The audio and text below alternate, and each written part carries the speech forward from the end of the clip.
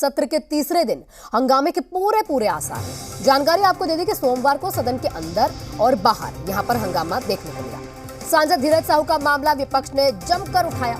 मुख्यमंत्री को ईडी की तरफ से मिले समन को लेकर भी विपक्ष ने यहां पर हंगामा किया। शीतकालीन सत्र 21 दिसंबर तक चलेगा और इसके बाद यहां पर लगातार जो है जिस तरह से हंगामा देखने को मिल रहा है और वहां जो मुद्दे हैं जनता के वो कम यहां पर अब रखे जा रहे हैं, क्योंकि लगातार विपक्ष की तरफ से हंगामा हो रहा है। हंगामा होने के कारण जो कार्यवाही है वो स्थगित कर दी जाती है। तो सत्र का तीसरा दिन और यह हंगामा पूरे आसार है, क्योंकि धीरज साहू का मुद्दा गर्म रहने वाला है। इसी के साथ मुख्यमंत्री को जो ईडी का समन है उसका मुद्दा भी विपक्ष उठाने वाला है और ये तमाम रणनीतियां जो है लाजिमी सी बात है, पहले जो बैठकें होती है उसमें कहीं ना कहीं तैयार कर ली जाती है और उसी को लेकर अब ये सत्र में हंगामा जो है देखने को मिल रहा है।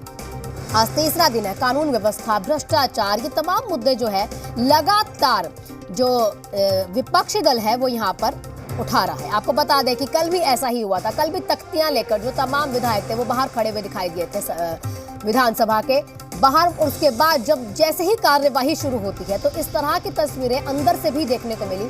अंदर भी लगातार हंगामा देखने को मिला।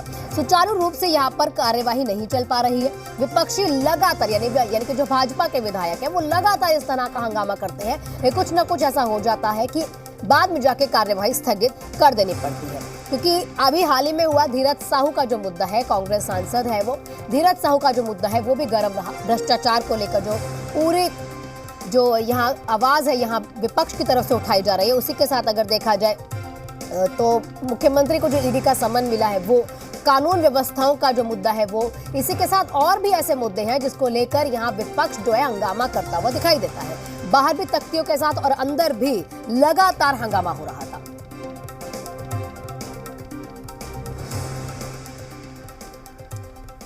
और वहीं ज्यादा जानकारी के साथ हमारे सहयोगी कामरान हमारे साथ लाइव जुड़ चुके हैं। कामरान, सबसे पहले जानना चाहेंगे कार्यवाही कितने बजे से शुरू होगी और आज के अगर आपको पता लग पाए हो कि विपक्ष क्या क्या मुद्दों को यहां पर लेकर आ सकता है ताकि कार्यवाही ना हो।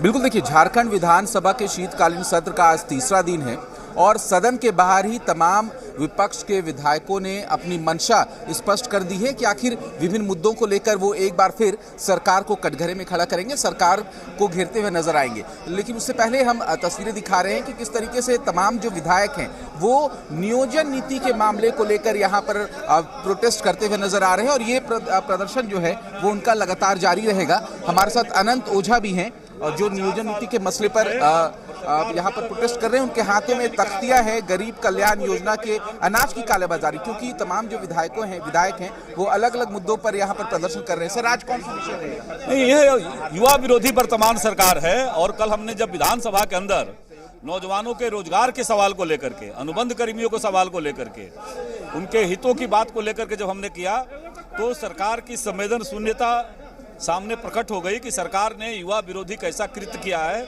किस प्रकार से नौजवानों की हकमारी करने का काम किया है और 4 साल तक केवल और केवल भ्रम का वातावरण पैदा करके न तो इनकी नीति स्पष्ट है न इनका नियत स्पष्ट है, लगातार इनके नियोजन की हकमारी करने का काम सरकार कर रही है। आज क्या नियोजन बिरंजी जी, आज क्या विषय है? देखिए, आज हम लोग नौजवानों के विषय को लेकर और यहाँ गोलबंद हो रहे हैं। झारखंड के नौजवान रोजगार मांग रहे हैं। हेमंत सोरेन ने कहा था 5 लाख नौजवानों को रोजगार दूंगा। उनके भैया दादा रोजगार का विषय है तो साफ तौर पर देखिए तमाम जो बीजेपी के विधायक हैं वो सदन के बाहर सीधे तौर पर विभिन्न मामलों को लेकर, चाहे नियोजन नीति की बात करें या फिर पोशाक घोटाले की बात करें, नौजवानों के रोजगार के मुद्दे की बात करें, तमाम विषय को लेकर यहाँ पर बीजेपी के जो विधायक हैं वो लगातार प्रोटेस्ट करते हुए नजर आ रहे हैं और साफ तौर पर इन्होंने अपनी मंशा स्पष्ट कर दी है कि आज किस तरीके से सदन के अंदर कार्यवाही के दौरान इनका जो रुख होगा वो साफ तौर पर देखने को मिल रहा है। हालांकि जिन मुद्दों को लेकर इन्होंने विधानसभा के बाहर प्रदर्शन शुरू किया है, हम चाहेंगे कि सत्ता पक्ष के जो विधायक हैं उनसे भी इन मसले पर बात की जा सके कि आखिर लगातार जो विपक्ष विभिन्न मुद्दों को लेकर लगातार प्रदर्शन करता है उससे कहीं ना कहीं सदन की कार्यवाही जो है वो बाधित होती नजर आती है।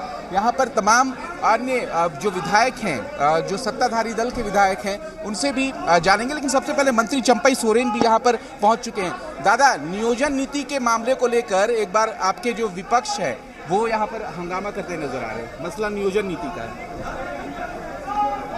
आज अखबार में भी आया है सीएम मुख्यमंत्री का बयान। हाँ, 29 तारीख को फिर 9000 लोगों को सरकारी नौकरी को नियुक्ति पत्र देने जा रहा है, तो कौन चीज का वो लोग को चाहिए?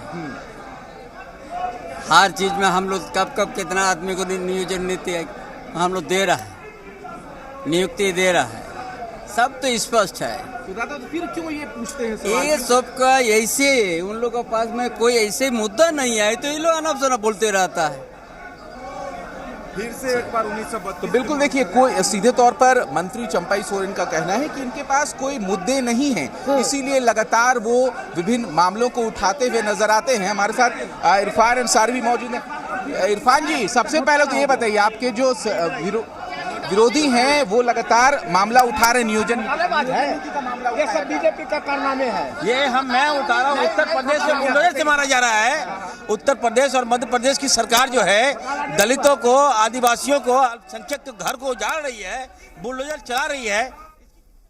क्या हम लोगों को चिंता है?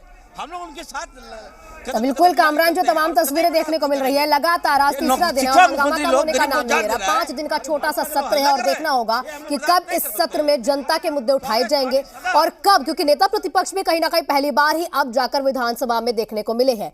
लेकिन जिस तरह से हंगामा हो रहा है, लगता नहीं कि यहाँ पर जनता का मुद्दा उठाया जाएगा। हालांकि अनुपूरक बजट पास जरूर हो गया। शुक्रिया कामरान, हमारे साथ जुड़ने के लिए। लगातार आपसे अपडेट लेते रहेंगे, खबरों में आगे बढ़ेंगे। तमाम तस्वीरें हमने आपको दिखाई विधानसभा के बाहर, किस तरह से यहाँ पर लगातार हंगामा हो रहा है। लेकिन अब आगे बढ़ते हैं खबरों में और आपको बैठक के बारे में भी जानकारी दे दें, जहां पर दिल्ली में आज हो रही INDIA की बैठक को लेकर झारखंड में बयानबाजी तेज हो चुकी है। इसे लेकर बीजेपी ने निशाना साधा। हालांकि इस बैठक में मुख्यमंत्री हेमंत सोरेन तो शामिल नहीं होंगे क्योंकि वो बिजी हैं, लेकिन उनके प्रतिनिधि के तौर पर महुआ मांझी, सुप्रियो भट्टाचार्य, विजय हंसदा यहां पर शामिल हो रहे हैं।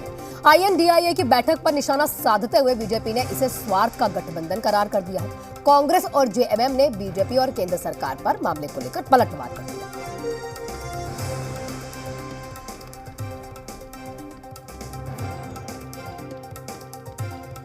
त्याग जुड़ता है, समर्पण जुड़ता है। ये पूरा इंडिया अलायंस का गठन ही हुआ है स्वार्थ पे।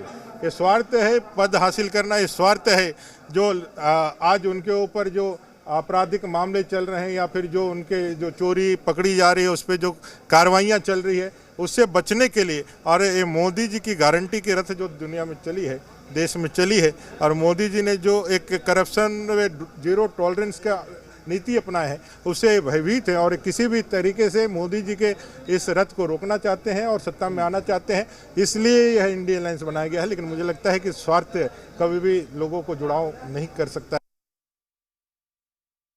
देखिए, 5 राज्यों का जो चुनाव परिणाम आया, जनता ने जो जनादेश दिया, वो तो लोकतंत्र में जनता सर्वोपरि होती है। लेकिन उससे जो हमारा अलायंस है, इस पर क्या असर होगा, ये तो आप लोगों के मन की बात कहेंगे कि आप लोगों के मन की बात है। ये किसी तरह का कोई उसका असर नहीं है और बहुत अच्छा प्रतिशत वोट का कांग्रेस के पक्ष में हुआ है। और हम नहीं मानते हैं इस बात को कि जिस तरह का परिणाम आया है, ये पूरी तरह से आशा के विपरीत परिणाम है। अब हम किसी पर उंगली उठाना तो नहीं चाहते हैं, लेकिन इंडिया अलायंस की जहाँ तक बात है, इंडिया अलायंस पूरी तरह से इंटैक्ट है। और आप देखेंगे कि लोकसभा चुनाव में इसका परिणाम आपको देखने को मिलेगा। कि मुझे लगता है बीजेपी के पास स्लोगन्स बहुत अच्छे अच्छे रहते हैं। स्वार्थ का गठबंधन, मोदी जी का गारंटी, तमाम चीज़ें हैं। देखिए, केवल और केवल मुद्दों से बात भटकाने वाली चीज़ें हैं। हमारी गठबंधन की जो हमारा महागठबंधन बना है सेंट्रल लेवल में, हमारा एक प्रयास है कि कैसे हम लोग ये जो भाजपा जो अब एक मसल पार्टी बन चुकी है, मसल पार्टी इसलिए मैं कह रही हूँ क्योंकि फाइनेंशियली भी आप देखिएगा तो कि सारे इनके जो इन्वेस्टर्स हैं, बड़े बड़े अदानी अंबानी, उनका इनका साथ है। किस तरह से ये झूठ और सच को करते हैं, किस तरह से मीडिया हो या चाहे वो IT हो या चाहे वो आपका सोशल मीडिया हो, तमाम चीज़ों को तो इन्होंने अपने पॉकेट में कर लिया है ना। बस यही नहीं, ED CBI को भी अपने पॉकेट में कर लिया है। तो